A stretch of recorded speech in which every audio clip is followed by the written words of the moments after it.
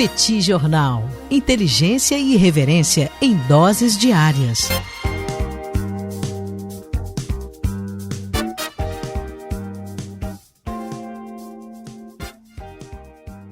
Olá, gente. Bem-vindos, bem-vindas ao Petit Jornal. Esse é o bate-papo número 981. Estamos gravando numa live no YouTube do Petit Jornal. São exatamente 21 horas e 20 minutos da terça-feira, 2 de dezembro de 2025. 200 anos de Pedrão. Há exatos 200 anos, em 2 de dezembro de 1825, nascia Pedro II, Tanguy. Estamos aqui para mais um episódio do Petit Jornal. Ele, o professor Bagdadi, que está aqui animado, contente, preparado, resiliente, retumbante, descansado e tarifado, segue lutando para remover algumas tarifas que ainda permanecem incidindo sobre suas exportações. E temos também Daniel Souza, que é esse que vos fala. Ao longo dos próximos minutos, vamos repercutir os principais acontecimentos internacionais das últimas horas. Esse aqui é o bate-papo do Petit Jornal. Tudo bem, Tanguy? Vamos a isso? Tudo bem, Daniel Souza? Vamos lá para o bate-papo 981. Deixo aqui as boas-vindas mais uma vez a todo mundo que acompanha a gente nessa terça-feira. Prazer estar aqui. Um abração para todo mundo que acompanha a gente aqui nessa live que a gente faz no YouTube, de onde sai a gravação, aliás, que todo mundo vai assistir lá no podcast. Dá uma conferida, aliás, se você que está ouvindo a gente aí já curte o Petit Jornal no podcast, né, por onde você ouve a gente. Se você já assina o canal do Petit Jornal no YouTube, se você assina o canal de corte do Petit Jornal também no YouTube, isso ajuda demais a gente. E, Daniel Souza, a gente começa o nosso papo de hoje, né, a nossa conversa de hoje, falando sobre a ligação que o presidente Lula fez para Donald Trump. Tão íntimos agora, tá, Daniel? Agora um liga pro outro para conversar, para bater papo e tal. Conversaram hoje por cerca de 40 minutos. E segundo o Palácio Planalto, o foco principal da conversa foi o combate ao crime organizado transnacional, né? E principalmente no momento, né? Naturalmente esse é o contexto no qual os Estados Unidos estão aumentando as pressões sobre a Venezuela e a Colômbia, sempre dizendo que isso diz respeito a questões de narcotráfico. O Lula pediu um reforço imediato na cooperação com os Estados Unidos para enfrentar facções que atuem de forma transnacional e a necessidade de uma ação conjunta. Naturalmente, Daniel, o que está no subtexto desse pedido, o subtexto dessa alegação, é uma tentativa do Brasil de abrir uma ponte de diálogo com os Estados Unidos para tentar acalmar o ambiente regional. Não é de hoje, Daniel, por motivos óbvios, o Brasil não se sente nem um pouco confortável no momento em que os Estados Unidos fazem intervenções aqui na região, no momento em que questões militares se tornam importantes por aqui. O Brasil se preocupou quando os Estados Unidos intervieram em Granada, em 1982. Granada, naturalmente, não estou falando da Espanha, né? Granada ali no Caribe. O Brasil ficou muito preocupado quando os Estados Unidos fizeram intervenção no Panamá, em 1989. Quando os Estados Unidos lançaram o Plano Colômbia, né? E mandaram, portanto, fuzileiros navais para a Colômbia, naturalmente, em 1999. Porque tudo isso acaba trazendo instabilidade. Os países da região eles começam a ter que olhar para o que está acontecendo e questões econômicas ficam em segundo plano. Então, o Brasil abre esse ponto de diálogo com os Estados Unidos muito com o objetivo de tentar encontrar algum tipo de solução. Aliás, não é a primeira vez. Quando eles conversaram em outubro, né, e isso foi lá no encontro presencial que os dois tiveram na Malásia, o Lula chegou, inclusive, a se oferecer para mediar a conversa entre Estados Unidos e Venezuela. Naquele momento, os Estados Unidos avaliaram que não era uma boa, não viram com bons olhos. O objetivo naquele momento era exatamente não encontrar exatamente uma solução diplomática, era aumentar a pressão sobre a Venezuela, mas a ligação que nós tivemos agora foi exatamente nesse sentido, né, na tentativa de encontrar algum tipo de solução, algum tipo de espaço. Ao mesmo tempo, Daniel, o Lula também falou, naturalmente, sobre questões comerciais, né, elogiou a retirada do tarifaço de 40% que foi aplicado pelos Estados Unidos contra vários produtos brasileiros, e pediu, naturalmente, que houvesse um avanço, né? Tem que tirar mais tarifas. Essas tarifas impactam muito o Brasil, impactam o setor produtivo brasileiro, impactam os próprios Estados Unidos. E como bons amigos agora, Daniel Souza, agora pegaram o hábito. Mais do que amigos, friends. Friends, exatamente. Então, Lula e Trump concordaram em conversar novamente nas próximas semanas. Vamos ver se essa conversa de fato vai acontecer. Mas me parece também, Daniel, que existe uma tentativa do governo brasileiro de fazer com que esse contato ele aconteça de forma mais fluida, de forma mais natural, de forma mais corriqueira, para não ser um grande evento o presidente brasileiro conseguir dialogar com o presidente dos Estados Unidos.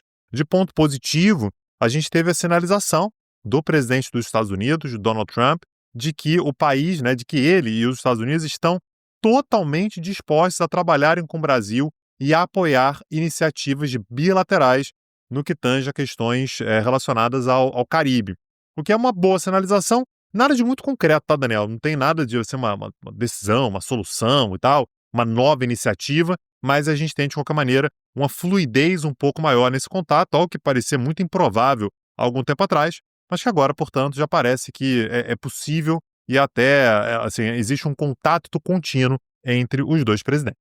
Agora, tem que ir avançando para a próxima pauta, eu registro que a OCDE divulgou um relatório sobre a conjuntura econômica mundial que traz alguns dados interessantes. Em primeiro lugar, eles destacam a resiliência acima do esperado da economia mundial diante dos choques comerciais, diante das tarifas impostas pelos Estados Unidos, pela economia dos Estados Unidos.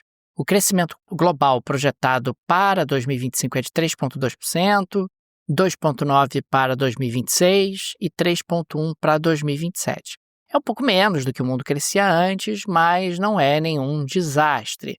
Você tem aí uma estabilização da demanda, você tem ganhos de produtividade com inteligência artificial, tem políticas macroeconômicas favoráveis, melhora nas condições financeiras, estão entre os aspectos destacados pelo relatório para ajudar nessa resiliência da economia mundial. Os efeitos das tarifas ainda não estão totalmente sentidos, de acordo com esse relatório, que me parece uma análise acurada do que efetivamente está acontecendo, mas já existem aí impactos sobre investimentos e comércio internacional. O relatório não nega que está tendo impacto sobre o crescimento mundial, está tendo impacto sobre o crescimento mundial sim, mas o impacto está sendo menor do que se imaginava inicialmente. Além disso, temos aí riscos para cadeias globais de suprimentos, temos aí elementos de vulnerabilidade fiscal, o alto endividamento de muitos países ao mesmo tempo que a gente tem explorado aqui no Petit Jornal, temos também um enfraquecimento do mercado de trabalho em alguns países como sendo um elemento de atenção. Enfim, são vários aspectos ao mesmo tempo que levam a OCDE a trazer esse tipo de análise para a economia mundial. E é interessante porque, falando sobre tarifas, a Costco, que é uma grande varejista dos Estados Unidos, ela entrou com uma ação contra o governo Donald Trump, pedindo reembolso total das tarifas pagas sobre centenas de produtos importados de pneus a salmão. E as tarifas foram impostas, sob a política global de Donald Trump em relação ao comércio.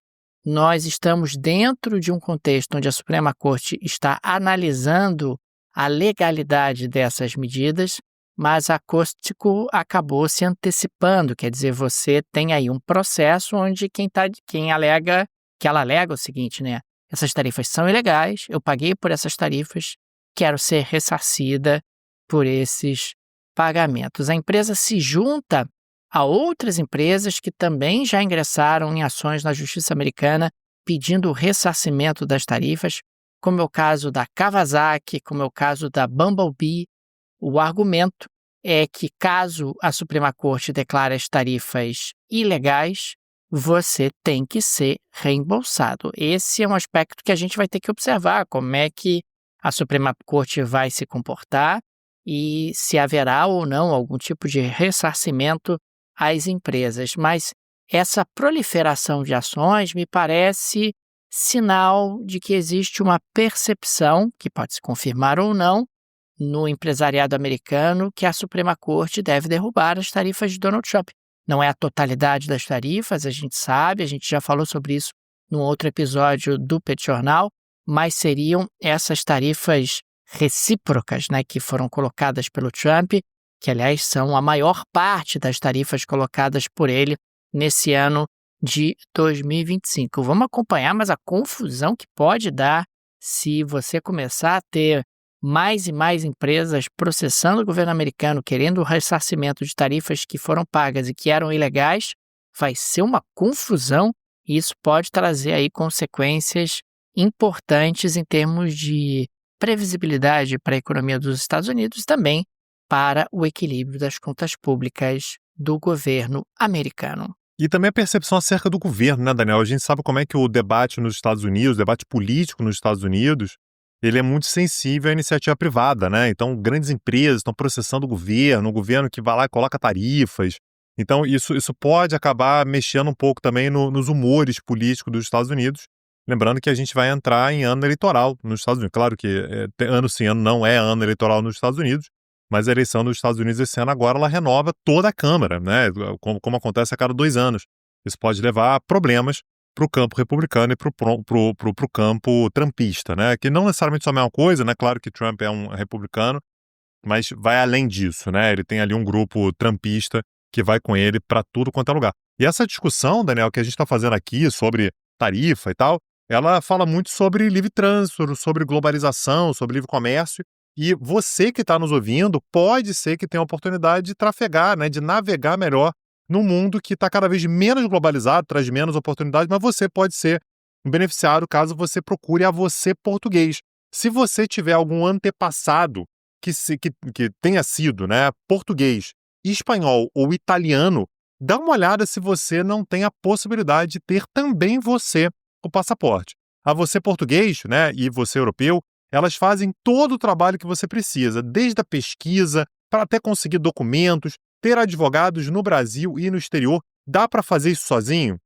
Dá, mas é complicadíssimo, né? As etapas todas que você tem que conhecer, saber como fazer, saber que documentos pegar, onde conseguir esses documentos, tudo isso a Você Português e Você Europeu faz para você. Acesse o link que está na descrição desse episódio. Não perde essa oportunidade, porque isso pode abrir portas para você e para sua família também. E é sempre importante registrar, Tanguy, que o direito não é algo perene. Quer dizer, você tem o direito a uma nacionalidade europeia no atual momento, isso não significa que você vai continuar tendo esse direito por muito tempo. Portanto, não deixe o tempo passar, aproveite essa oportunidade, conheça o trabalho dos amigos da Você Português, link no descritivo desse episódio. Tenho certeza que você vai gostar do trabalho deles. É um trabalho de excelência e não deixe para amanhã.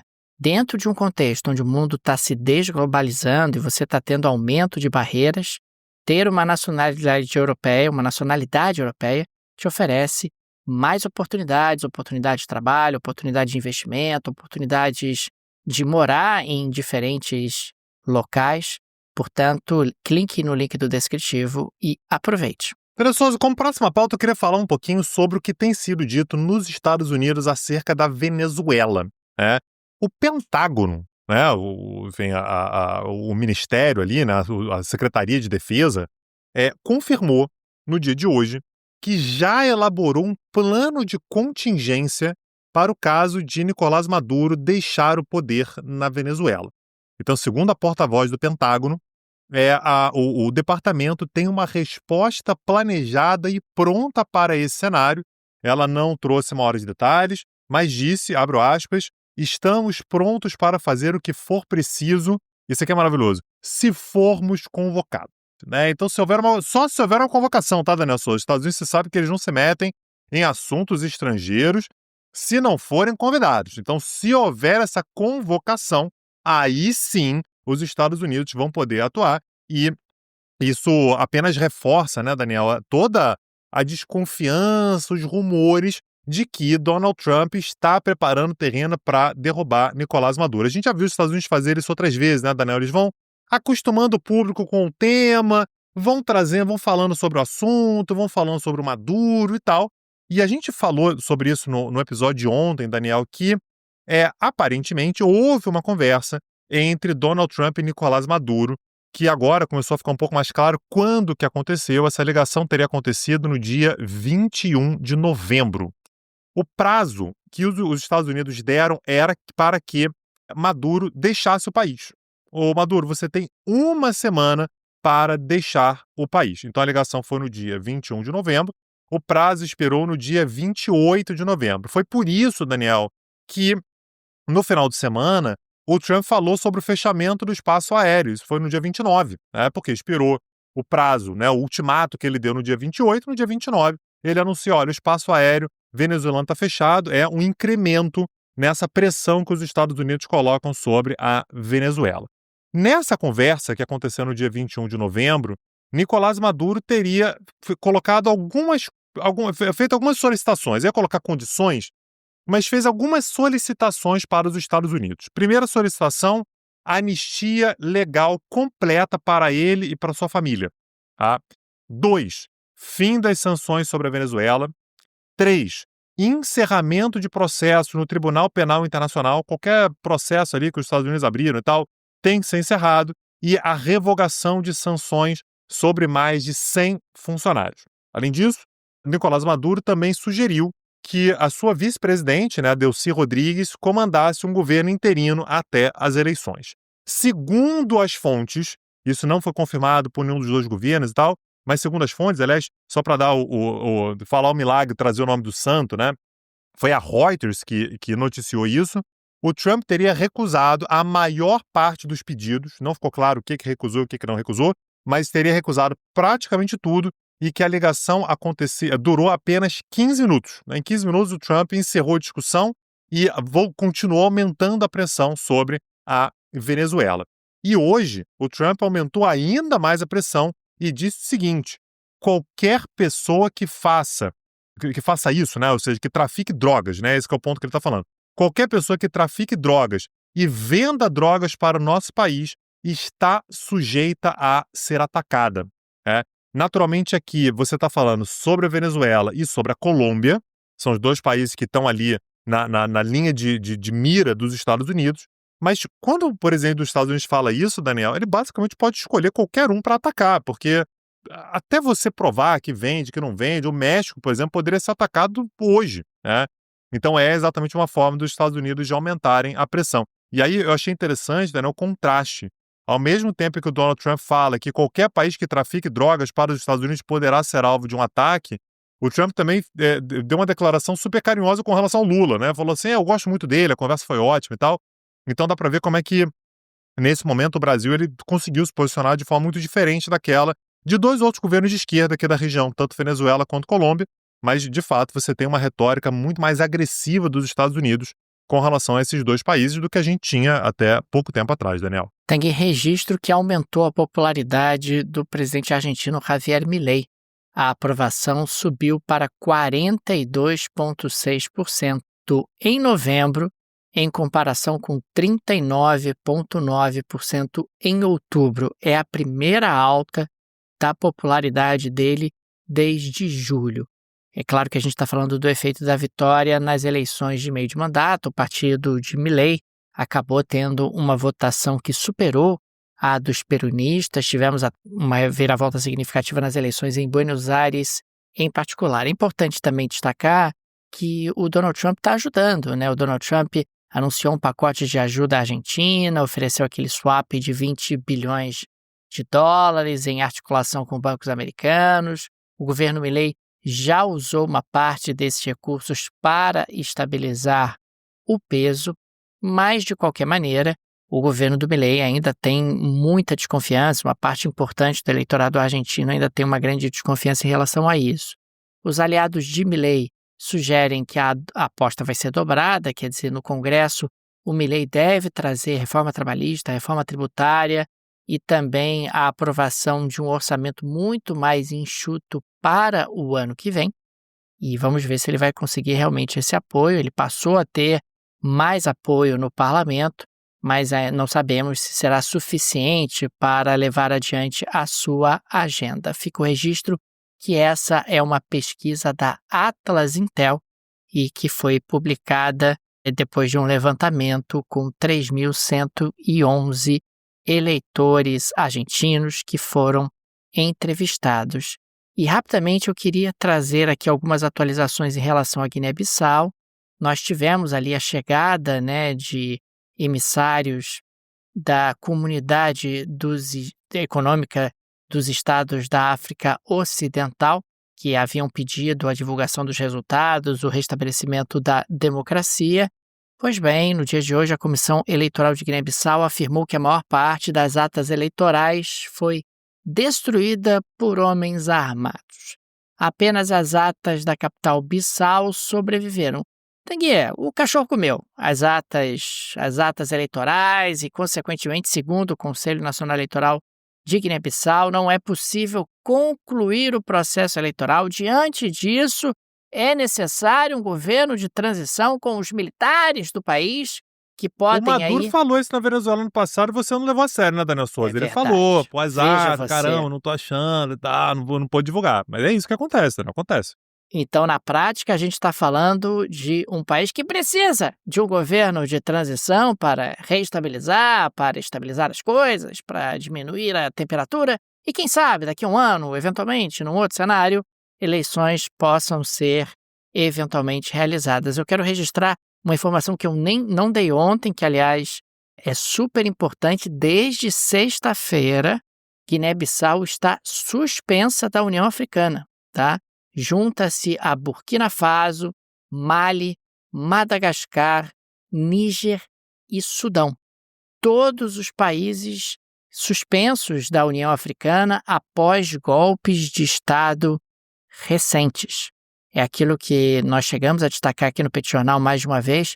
Existe essa cultura na União Africana de uma certa ojeriza e de pressão sobre os países que eventualmente realizam golpes de Estado, e a Guiné-Bissau agora se junta a esses outros países, é mais um suspenso na União Africana.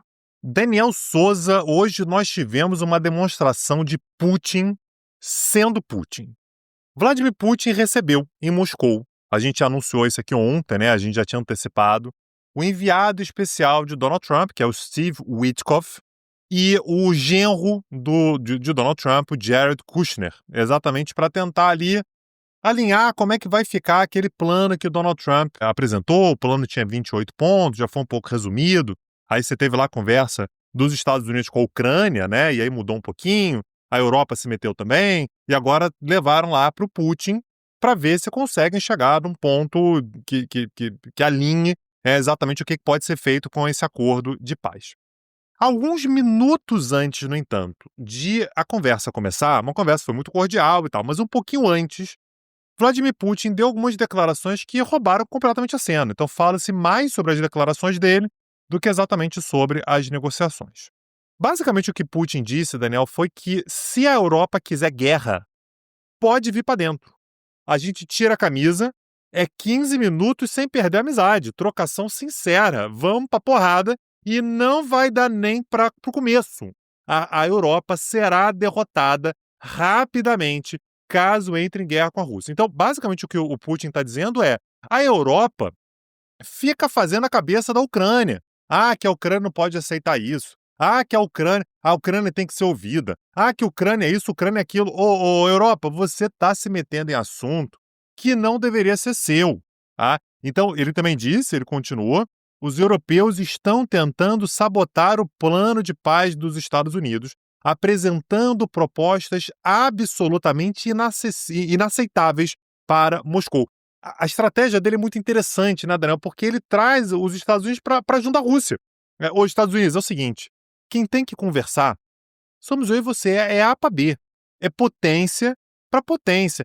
A gente não vai ter que agora, se sujeitar a ficar ouvindo Ucrânia, a ficar ouvindo França, a ficar ouvindo Alemanha, Polônia. Quem é Polônia, quem é França na fila do pão? E aí ele disse que a Europa, ele disse com todas as letras, tá? A Europa está do lado da guerra. A Europa está do lado da guerra e que está tentando fazer com que as propostas se tornem impossíveis e, portanto, dessa maneira a gente não vai conseguir chegar num acordo real. Ele ainda disse, Daniel, que é o seguinte: se começar a me encher muito o saco, eu não faço acordo. E se eu não fizer acordo, eu vou continuar avançando na guerra. Inclusive, ele aproveitou para anunciar que as tropas russas conseguiram um avanço sobre a cidade de Pokrovsk. Pokrovsk é uma cidade que fica em Donetsk, que é uma região estratégica para a Rússia conseguir dominar Donetsk inteiro, e diz o seguinte: se não tiver acordo, para mim não tem problema. Eu continuo avançando, eu vou tomar Donetsk inteiro e eu consigo, se eu quiser, cortar o acesso ucraniano ao Mar Negro. Ou seja, o que ele está dizendo é: eu consigo tomar toda aquela região sul ali da Ucrânia e a Ucrânia deixa de ter saída para o Mar Negro. A gente sabe como é que isso é duro para a Ucrânia, que é um grande produtor de grãos e que escoa sua produção exatamente pelo Mar Negro, tradicionalmente. Então, isso é o Putin na sua essência, né? Ele está fazendo uma negociação diplomática, ele está ali recebendo emissários americanos, ele está ali dialogando e tal, mas antes da negociação, ele dá uma série de recados que são muito contundentes para a Europa, para a Ucrânia e tenta trazer os Estados Unidos para o seu lado. O Putin sabe fazer isso, né, Daniel? Ele está com a vantagem toda, ele está com a vantagem em campo de batalha e está aproveitando isso, portanto, para sair numa posição muito mais fortalecida nessa negociação, tendo, naturalmente, a gente sabe disso, não é surpresa para ninguém, a simpatia de Donald Trump, Daniel. Aliás, Tanguy, falamos bastante sobre isso na aula do petcurso.com.br no dia de hoje. A mais B, qual é a estratégia do Putin, quais são os elementos históricos que levaram ao início dessa guerra, questões relacionadas à OTAN, etc. Vale muito a pena conhecer o projeto paralelo, o projeto irmão do Petit Jornal, petcursos.com.br, e um dos aspectos que nós exploramos lá foi que o Vladimir Putin alçou a Rússia a um protagonismo que ela não tinha há alguns anos, a tal ponto que hoje o Vladimir Putin acaba sendo, do ponto de vista geopolítico, muito mais relevante e poderoso do que a totalidade do restante da Europa. Em momentos como esse, ele se sente até altivo o suficiente para dizer à Europa, não tem problema, se vocês quiserem vir para cima de mim, a gente resolve militarmente e vamos ver quem vai ter mais garrafa para vender, até porque agora não tem os Estados Unidos do lado de vocês, né? Pelo menos não da maneira como vocês imaginavam, não da maneira como vocês acreditavam. Daniel Souza, estamos precisando de uma geleiazinha para dar uma adocicada, né? Me conta aí, o que você traz? Tanguy, no dia de hoje eu quero falar sobre a China. Você sabe que a China está com problemas em relação à taxa de natalidade, né, Tanguy? A população chinesa vai encolhendo, está envelhecendo mais rapidamente do que o esperado. Eis que, de repente, não mais que de repente, o governo chinês decidiu que vai resolver esse problema. E vai resolver esse problema de maneira drástica, vai resolver esse problema de maneira truculenta. O governo da China resolveu que vai impor um IVA de 13% sobre medicamentos e dispositivos contraceptivos, incluindo camisinha. Então, camisinha estava isenta de imposto na China, não está mais. Agora vai ter que pagar IVA de 13%, porque essas pessoas ficam aí usando esses contraceptivos e não têm filhos e acabam derrubando a taxa de natalidade chinesa e atrapalhando o crescimento chinês e trazendo consequências de longo prazo gravíssimas. Então vão pagar imposto. A partir de agora vão pagar imposto, que é uma maneira de desincentivar esse tipo de prática. Mas você vê alguma implicação do ponto de vista saúde ou não, né? Não tem implicações. No caso tem, inclusive, tem preocupações em relação a doenças sexualmente transmissíveis, a preocupação em relação ao aspectos de saúde pública e tal. Esses são elementos que não estão sendo exatamente considerados pelo Partido Comunista Chinês nesse momento. Mas você sabe, né, Tanguy, a preocupação com a taxa de natalidade. A taxa de natalidade que não aumenta, nem com com a lei do filho único. Aí você passou a poder ter 2 filhos, passou a poder ter 3 filhos. Você ligou para as mulheres recém-casadas para saber, e aí, quando é que virá o bebê, etc. Também não funcionou. Chega um momento que medidas extremas acabam sendo usadas por diferentes governos. Daniel Souza, a gente já gravou, inclusive, curso sobre China, né? Você quer saber um pouquinho mais sobre a China, situação econômica, perspectivas futuras? Tá lá no Petit Curso, acessa lá petcursos.com.br. A gente está dando um curso agora, Daniel falou agora há pouquinho, né? Estamos oferecendo um curso nesse momento sobre a Rússia. Quer saber mais sobre a Rússia? Quer saber mais sobre o Putin? Como é que o Putin vê questões geopolíticas? Como é que a Rússia está posicionada na economia e na política internacional? Tá tudo lá. Acessa lá petcursos.com.br. Aliás, a gente está com uma plataforma nova, né? Uma plataforma bonitona, moderna, né? Que facilita para todo mundo. Inclusive, nós já temos um curso de comunicação oral, expressão oral, oratória, retórica, tá tudo lá no Petit Curso. Acessa lá petcursos.com.br, não perde não, que eu tenho certeza que você vai curtir muito dos conteúdos que estão por lá.